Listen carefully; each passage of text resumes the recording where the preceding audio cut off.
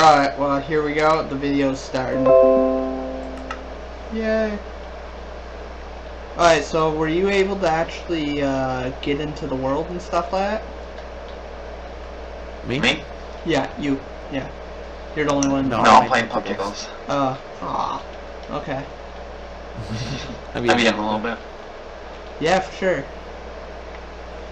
Okay, well, ladies and gentlemen, I was wanting to show you a little trick I learned with actually command blocks when it comes to pretty much like using command blocks to clone. It's pretty much set the same way as like you would pretty much go into /clone and then like let's just give random numbers here.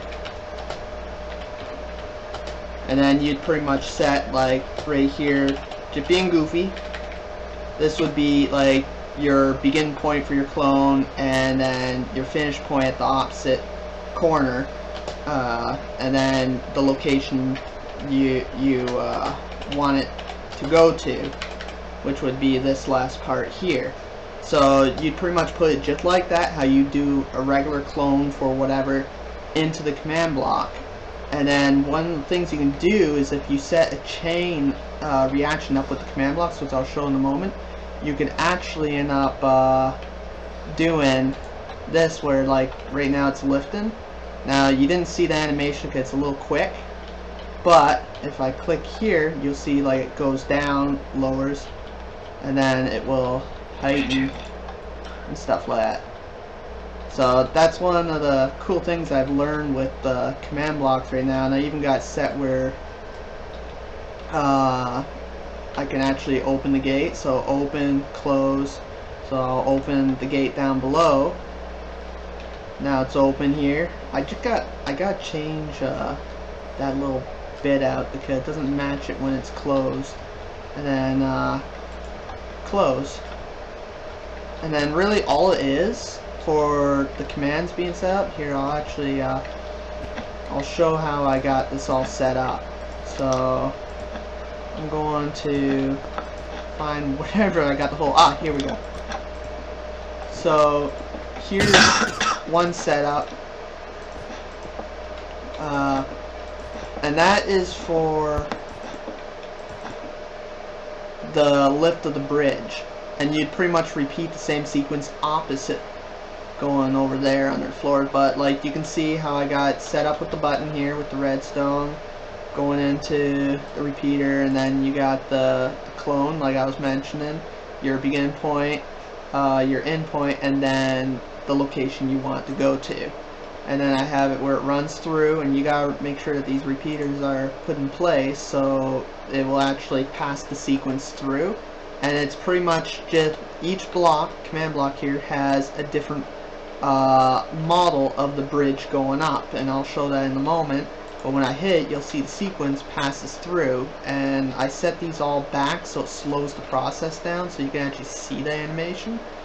But I'll bring us outside so you can actually see what I've done when it comes to making the model of the bridge. Well, here's my models of the bridge. I got three different kind of models here. So I got when it's down, part way up, and then all the way up, and that's for lifting the bridge. Now when I want the bridge to go down, I would start from all the way up, part way down, and then down. And then that's pretty much how I set the command blocks for that. And I even got the doors here that I was showing where it's open and closed. And basically the only thing you gotta make sure is whatever the last part of your clone sequence is, make sure it matches up with where you want the structure to go. So like say if I was standing here and I cloned it right here with the coordinates up in my corner, I would want to make sure that when I go to do this copy of it, that I'm in the same corner, because if I'm not, it's going to be off when I go to put it into the final commands and stuff like that. So that's a little advice and stuff that I can give when it comes to setting them up, because I actually I misdid it and I had it where it was one lower, and they actually really look messed up and stuff like that.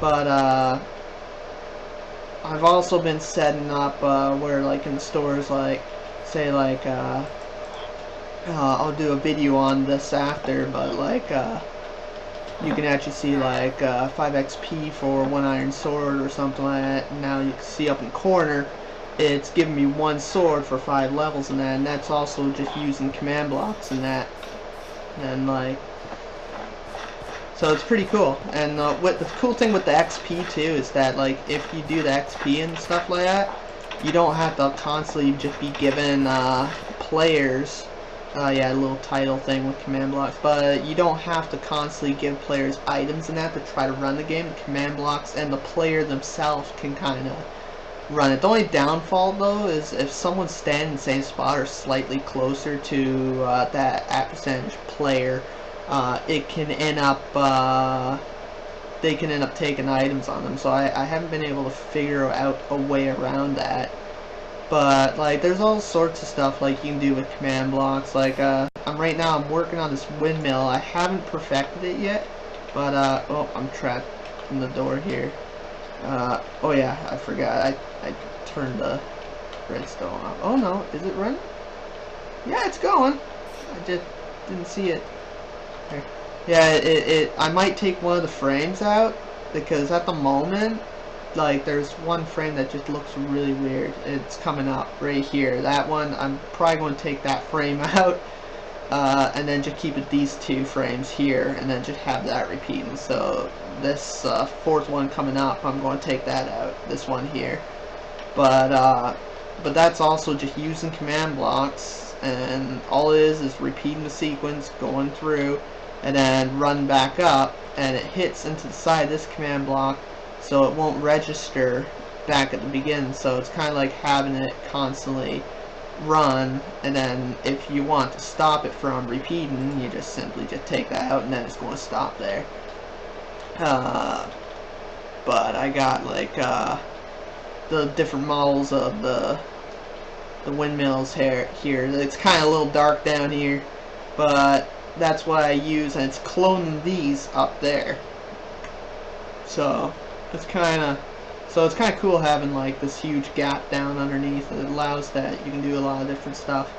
But this is what I have so far, and I'm just kind of trying to learn how to make the world more interactive with players and stuff like that, because I find before Minecraft was really like, I enjoyed it, but I didn't find that feel of being able to interact with the environment around you. And with these command blocks now you can actually like bring the world alive and stuff. So that's what I got so far, but I hope you enjoyed the video, and